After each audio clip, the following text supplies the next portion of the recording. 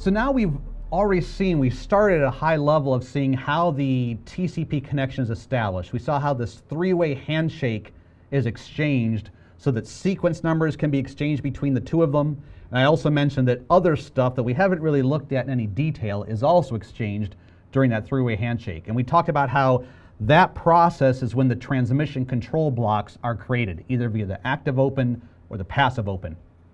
So now we're going to go into a little bit more detail about, okay, now that I'm ready to talk to you, we have to answer questions like, okay, what is the biggest segment I can create before I hand it down to IP? How do I answer that question? And if you're sending a bunch of stuff to me, how many segments can I receive at one time? Maybe I'm really busy, right? Maybe a lot of people are talking to me via TCP. I'm the Google web server, and I've got thousands of TCP connections going at one time. Now granted, I got a lot of memory, but I don't have an infinite amount of memory. So when you open up a TCP connection with me, I have to have some way of saying, look, I'm real busy here, so I might not be able to acknowledge every single segment you send me. It might not be 1, 2, 1, 2. I might not be able to do that. There's probably going to be times when you send me a whole bunch of segments, I buffer them, and then I get around to sending you an acknowledgement. So one of the things I have to tell you is, how many segments can you send me before you need to stop, wait for me, and then I'll send you an acknowledgement back? So we're going to answer that in this section as well.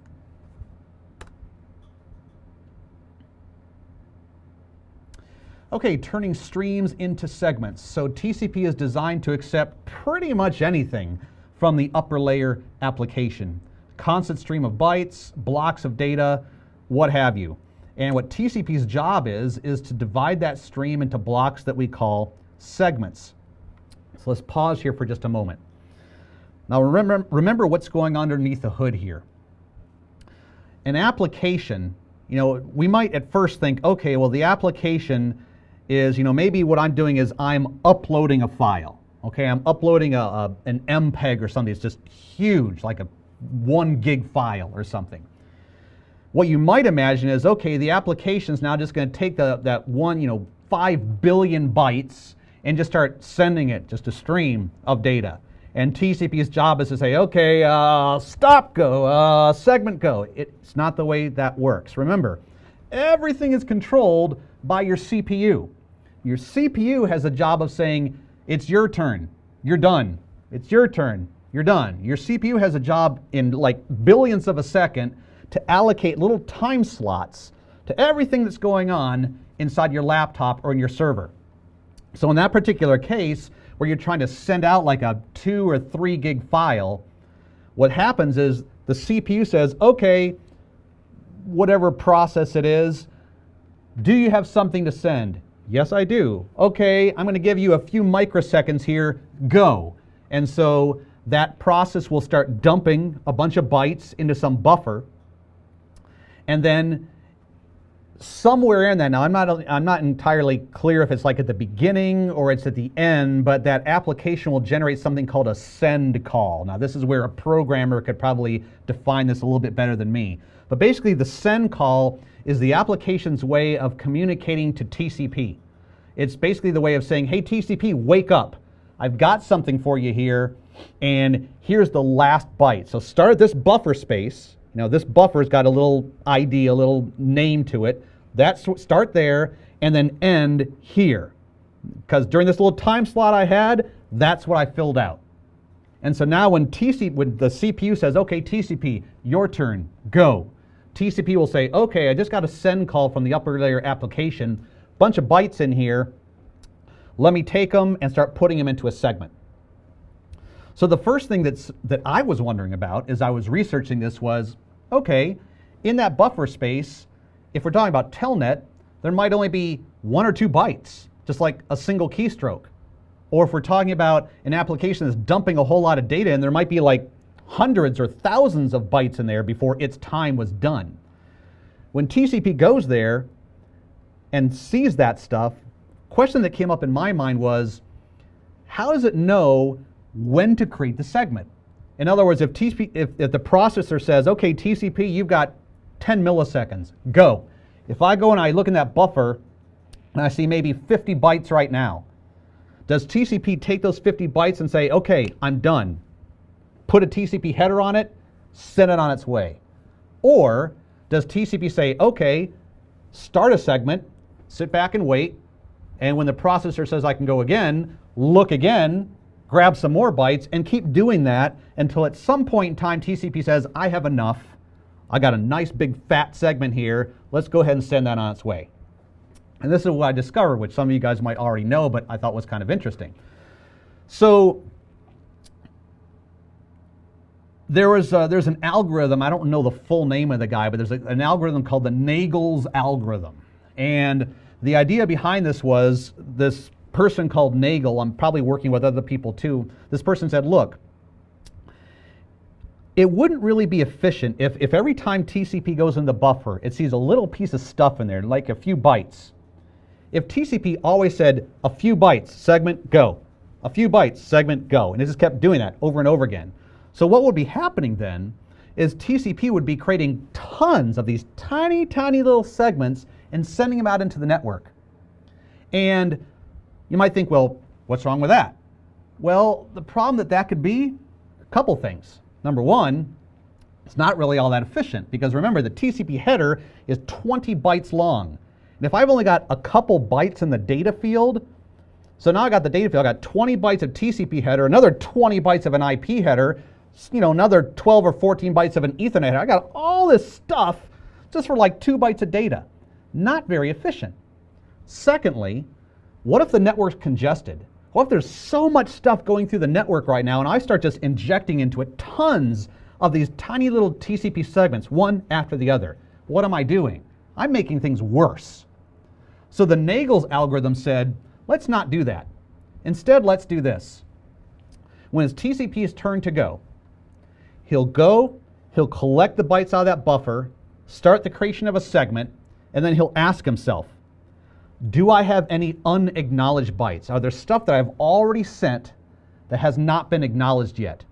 If the answer to that question is yes, the Nagel's algorithm says, do not send another segment. Just stop, and the next time it's your turn to go, grab some more bytes, fill out that segment a little bit more, and keep doing that until the answer is no. Once the answer is, oh, everything's been acknowledged, now I can send my segment. Now you might be thinking, okay, well that sounds then like TCP will then create a segment, send it, and then an acknowledgement will come in, and then he'll create a segment, send it. Well, here's what's going on though. A segment has a maximum size. It can't grow to infinite.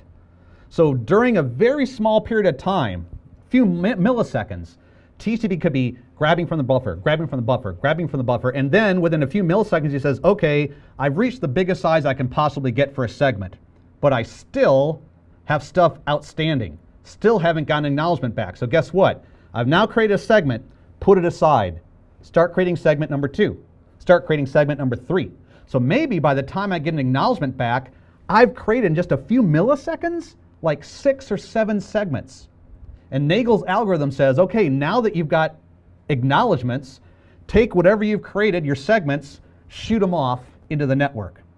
So that's Nagel's algorithm. And what I've been informed is that most operating systems have Nagel's algorithm enabled by default. Most of the time, that's what's going on, is that TCP will just fill out segments, and then when acknowledgements come back, then it'll say, okay, boop, there you go. Whatever I've got, I'm going to send it.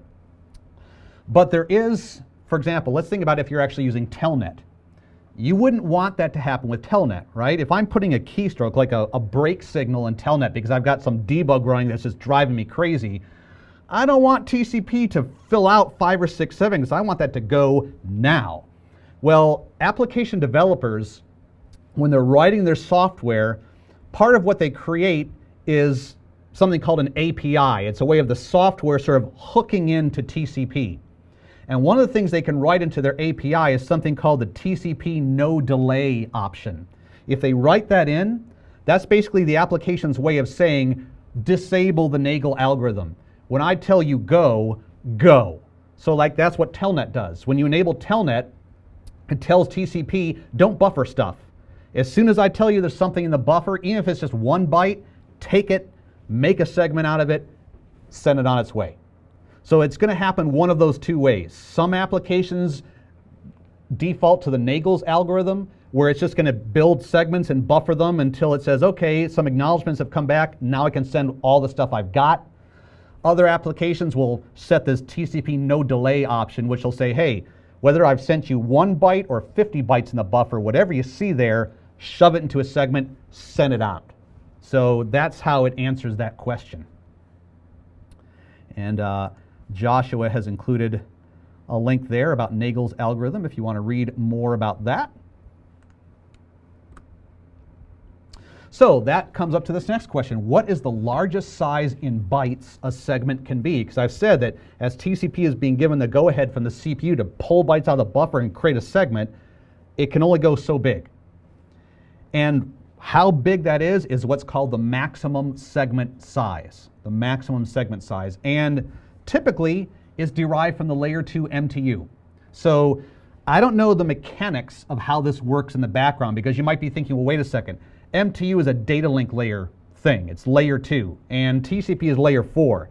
How is layer 2 going to communicate with layer 4? That's probably a question that Microsoft developers could answer for you. But somehow, TCP learns about what the MTU is of your laptop or of the server. Whatever the NIC card is that you're connected to, whether it be Wi-Fi or wired Ethernet, whatever, TCP is made aware of what the MTU is. So for example, think about the typical Ethernet frame. What's the maximum size of data? Let's not think about the Ethernet headers for a second. What's the maximum size of data that can go inside the body of an Ethernet frame? So hopefully some of you guys said 1,500 bytes. 1,500 bytes. So what TCP will typically do when it's creating the maximum segment size, it'll say, okay, 1,500 bytes of data, but if I took 1,500 bytes of data and then added my 20 byte TCP header and then the 20 byte IP header, that would be too large for Ethernet. So the typical maximum segment size that you'll see is 1460. 1460 says, okay, 1460 of data plus 20 of TCP plus 20 of IP will be 1,500, and that's as big as Ethernet can handle. So that's called the maximum segment size, and it's typically derived from the MTU.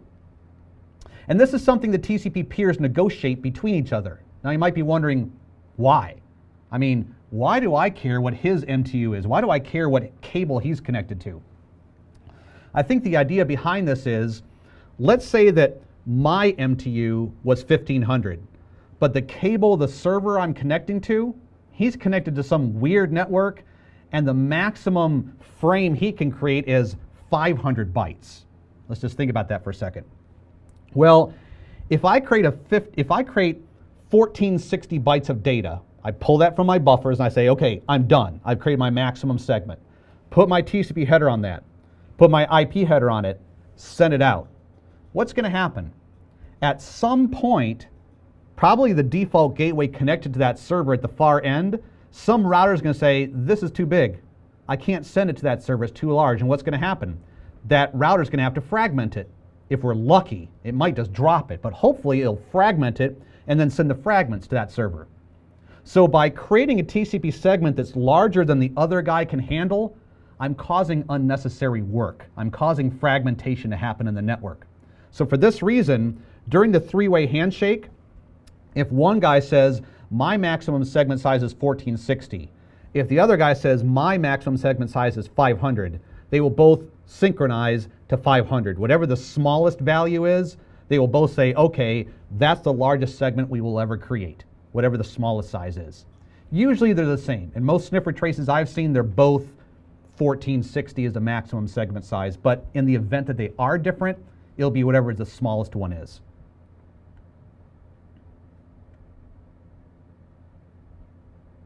And there's a question in the live stream about that Nagel's algorithm.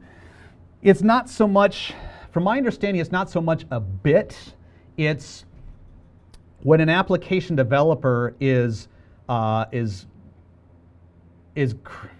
not sure how this works, but what I understand it's like basically two lines of code that are inserted into the TCP code. So wherever the TCP software program is, wherever the code is in your laptop or whatever, somebody, I don't know if it's Microsoft or somebody, adds two additional lines of code in there, which now makes TCP operate via the Nagel algorithm. And if some application does not want that, an application can send this no delay thing, this no delay like socket option or whatever it is, and basically that tells TCP, ignore those two lines of code. Don't implement that. So that's sort of how that works.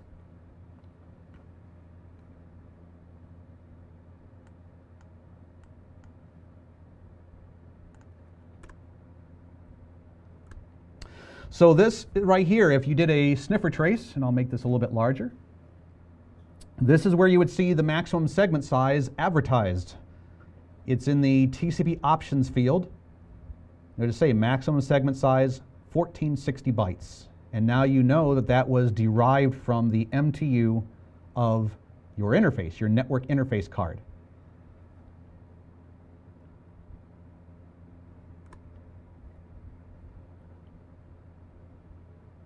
Counting segments. So as I've mentioned, if TCP created a segment, whether it's the maximum segment or something smaller than that, and then sent it out and waited for an acknowledgement to come back, that wouldn't be very efficient.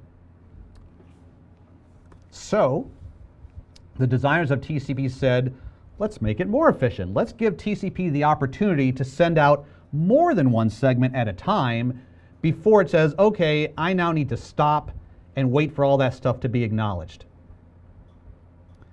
So we'll send out more than one segment up to a maximum accumulated byte limit. So what is that maximum accumulated byte limit? This is what's called the window size. And this is something that could dynamically change during the conversation. So we're going to get into a lot more details of this when we actually get into the section on window sizes and sliding windows. But I'll just give you a little preview of that right now. So there's a couple of things that TCP keeps track of in the transmission control block. So when you and I form a three-way handshake, we do a TCP connection. Okay? In addition to exchanging our maximum segment size, I'm going to look at my current resources, how much memory I've got, how busy my CPU is, and I'm going to come up with some number called the window size, and I'm going to advertise that to you, and I'm going to say, okay, when you send me stuff, send me no more than 8,000 bytes. Now, I might acknowledge you before you send me 8,000 bytes. Like for example, if you've turned off the Nagel's algorithm and you're doing telnet, you could potentially send me just 2 or 3 segments with 1 byte each, and I'll acknowledge those like that, bam. So just because I'm telling you you can send me up to 8,000 bytes, I don't know what you're going to do.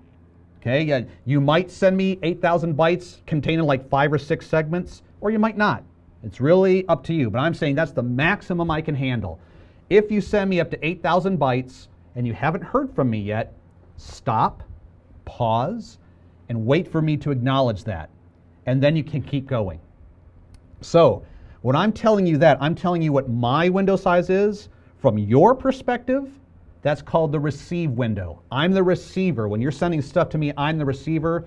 And as the receiver, I'm telling you what my receive window is. So that's one thing you keep in your mind. As you're creating segments, you say, okay, the most amount of segments I can send at any one time is his receive window. But there's something else that you also keep track of. Let's say, for example, that we're chugging along just fine. Right? I've given you my receive window of, let's just say, 8 segments. Let's keep it simple. You can send me up to 8 segments at one time. So you're doing that. 8 segments, acknowledgement, 8 segments, acknowledgement. Now let's say as we're going along, all of a sudden, you send me 8 segments and I only acknowledge half of it. Uh-oh, something's gone wrong, right? There's something lost, something delayed, we don't know. Now when I acknowledge you, every single time I send you an acknowledgement, I tell you what my receive window is. So the receive window I advertised to you, it's not just at the beginning. It's not just during the three-way handshake. Every single time these guys send a segment back and forth, whether it's just an acknowledgement, data, whatever, The TCP header has the window size in there. So every single time I'm saying, here's my window size, here's my window size, here's my window size. So now here's this problem. You just sent me 8 segments. I sent you an acknowledgement. In my acknowledgement, I said, 8 segments, I'm still good. But in my acknowledgement, I told you, I didn't get everything. Now, I don't know what's, from my perspective as the receiver, I don't know what's lost. I'm not telepathic. I don't know what segment got lost in the network somewhere. All I can do is acknowledge what I actually received. So when I send you my acknowledgement, I say, okay, I received 4 segments worth of data. And my current window size is still the same, 8 segments. Now you get that. At that point, you say, okay, well, there's some congestion in the network. Now we're going to get into the details of this as we go in, but one thing that you do is you say, okay, well, if I kept sending him 8 segments, that could potentially be bad because now you are aware that something is wrong. You don't know what's wrong, but something's wrong because everything you sent me didn't get acknowledged. So you don't want to send me 8 segments, even though I'm telling you I'm fine with that. You're not fine with that because you know there's a problem. So there's another window that you maintain called the sender's window. A lot of times they call that the congestion window. So as you're sending stuff to me, there's 2 windows you're looking at. My receive window, how much I'm telling you I can handle at one time, and your congestion window. Now when we very first start out, they're probably the same. They're probably the same thing. But if you send me 8 segments and I only acknowledge half of them or a third of them, you're going to say, okay, there's probably delay in the network. I'm going to take my sender's window, my congestion window, it's the same thing, and I'm going to shrink it. I'm not going to send as much next time because I want to slow down to try to stop this congestion from happening.